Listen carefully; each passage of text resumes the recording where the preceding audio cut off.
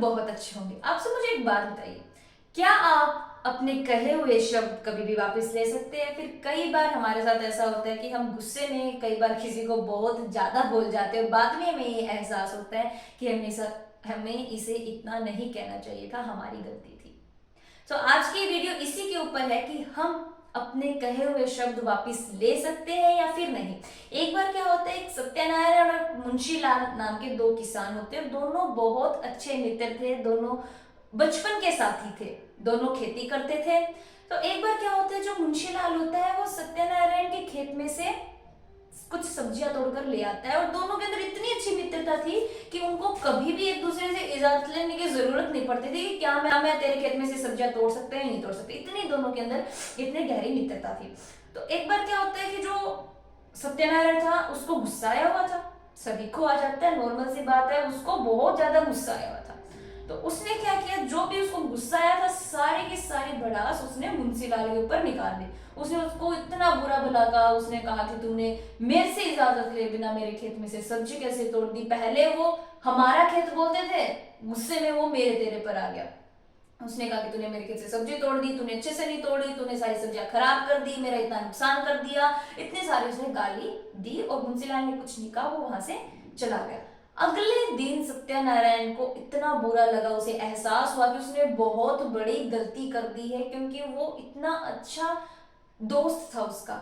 जैसे उसे अपनी गलती का एहसास हुआ, वो एक महात्मा के पास गया और उसने उनको जाकर कहा कि मैंने अपने मित्र को बहुत ज्यादा दुखी किया है, उसे बुरा भला कहा, हालांकि उसकी कोई गलती नहीं थी। तो मुझे ऐसा उपाय बताओ कि जो भी कड़वे शब्द मैंने उसको कहे वो मैं वापिस ले सकूं, मैं उन शब्दों को वापिस लेना चाहता हूँ। महात्मा उसकी बीमारी पकड़ चुका था।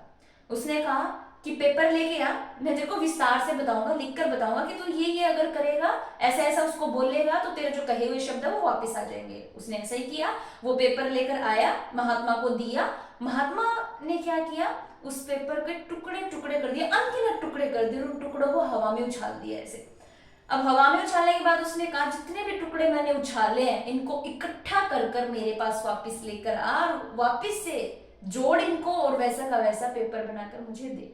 अब आप ही सोचिए, जब किसी चीज के अनगिनत टुकड़े कर दिए जाए, उसे हवा में उछाल दिया जाए, तो जोड़ने की तो दूर की बात, क्या हम सभी टुकड़ों को इकट्ठा कर सकते हैं? उसमें से आधे तो उड़ जाएंगे, हम सभी टुकड़ों को एक साथ इकट्ठा नहीं कर सकते।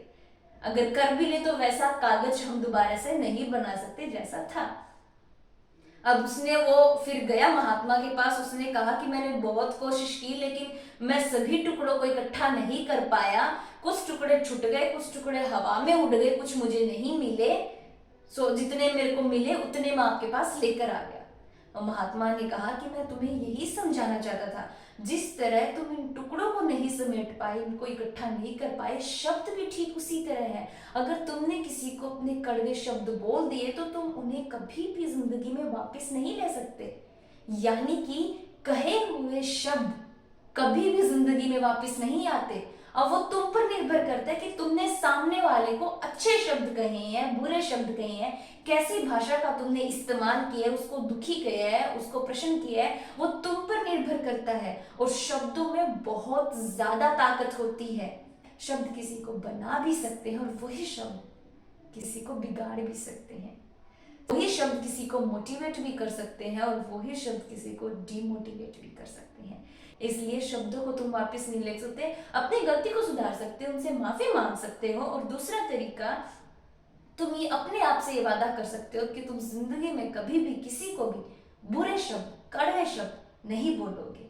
इस तरह समय कभी भी लौट कर वापिस नहीं आता, ठीक उसी तरह शब्द कभी भी लौट कर वापिस नहीं आते। इसलिए अपने शब्दों का ध्यान रखिए। Thank you so much.